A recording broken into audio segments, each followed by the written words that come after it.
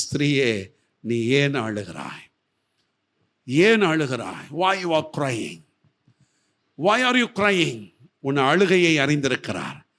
உன் அழுகையோடு அனுப்புகிற கர்த்தர் அல்ல, உன் அழுகையை மாற்றி உனக்கு சந்தோஷத்தை தந்து உன்னை ஆசீர்வதிக்கிறவர் உனக்கு முன்பாக செல்ல விரும்புகிறார்.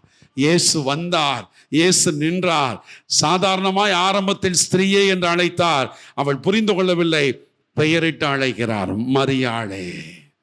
இந்த காலையிலே நீங்க இங்க வந்திருக்கிறீங்கள, உங்களை பெயரிட்டு அழைக்கிற தகப்பன் உங்களை பெயர் சொல்லி அழைக்கிறார். இந்த காலையிலே உன் பெயரை அறிந்திருக்கிறவர் உன்னை வெறும் ஸ்திரீயே, மகனை என்று அழைப்பதற்கல்ல, உன்னை அவருடைய சொந்தமாய் வைத்திருக்கிறார்.